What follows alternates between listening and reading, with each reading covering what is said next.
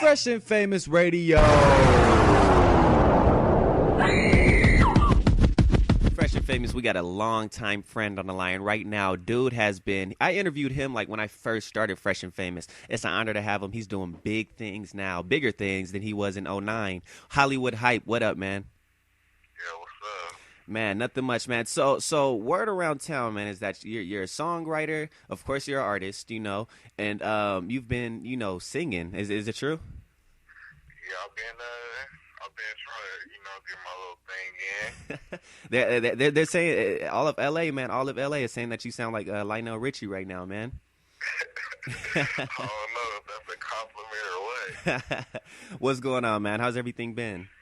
Everything's good, feeling blessed, doing a lot better than I was a year ago.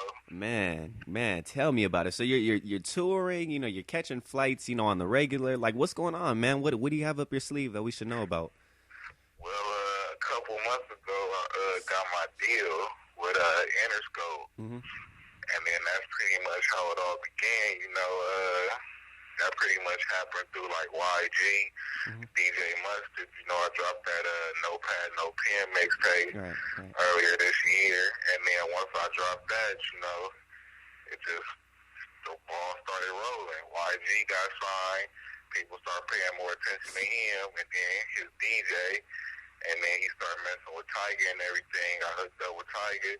He looked out for me. Introduced me to a A&R for Interscope Records, and they signed me on the spot. Wow, that's crazy, man. So I guess hard work does pay off then, huh? Yeah, most definitely. Definitely. And that's crazy, man, because I think that after you dropped No Pad, No Pen, like almost every artist out there started calling this stuff No Pad, No Pen. Do you think that you were the reason for all that? Yeah, I think so. I think a lot of people, try to give off that image of that, the No Pad, No Pen thing. So more people that think, they're not writing nothing down, they in the studio freestyling and stuff and all that. But with the whole No Pad, No Pen project, I was really in the studio with No Pad, No Pen. Right. That's what it is, man. We got Holliewood Hype right here on Phresh and Phamous with Jail, the radio host, Interscope artist. Dude is really doing it. So let's talk about this next mixtape that you got, Addicted to Bullshit. It's coming out this week, this Wednesday. Just tell us about that a little bit, like the whole concept of that mixtape.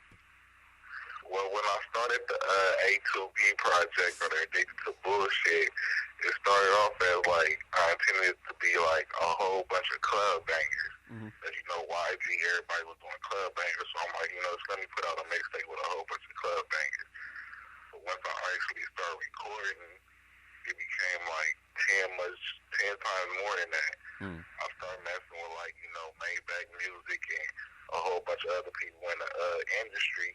And they were telling me, like if you want long term and a bigger fan base, all them club bangers ain't gonna get you that. You gotta go a whole nother angle, start marketing a whole different range of people. So I started just going totally different with the mixtape, trying to get more lyrical with it, trying to work on different type beats, step out of my comfort zone and all that. And that's where it ended up at.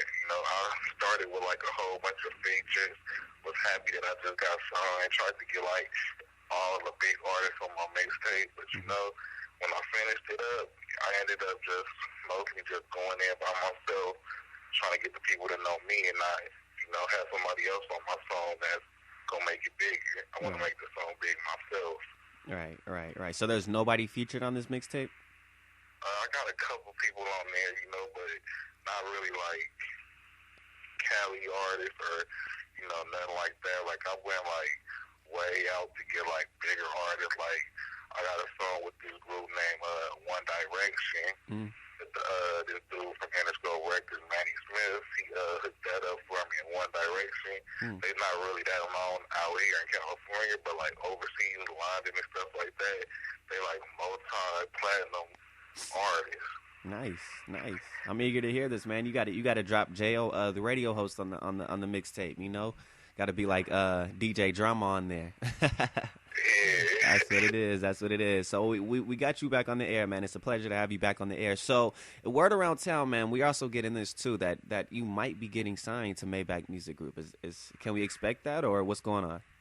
Yeah, man, I've been praying on it. You know, we just been sitting down and stuff, trying to get the contract and stuff together. And, you know, it looked like they may be trying to mess with me and sign me to Maybach Music. They really helped me out with the Addicted to Bullshit project. Mm-hmm. You know, letting me use their little Maybach Music drop and everything on there. So, you know, I told them might as well go ahead and make me a part of the team. So hopefully that's where we end up in a month or two. That's going to be crazy, man. We definitely got to get the exclusive on there, too. So, Holliewood Hype, man, I want to thank you so much for being on the air. Make sure you guys get that Addicted to Bullshit. It's going to be on that. It's going to be everywhere, huh? Nat Piff, Hot New Hip Hop. Yeah, definitely. Make sure you guys cop that. Dude is amazing, man. He came a long way. Addicted to Bullshit dropping April 11th. That's actually my girlfriend's birthday, so I'm definitely putting that as a reminder to make sure all my listeners cop that. Holliewood Hype, man, where can we hit you up at if we want to keep in touch with you, you know, show love, all the groupies want to get at you? Where can we hit you up at?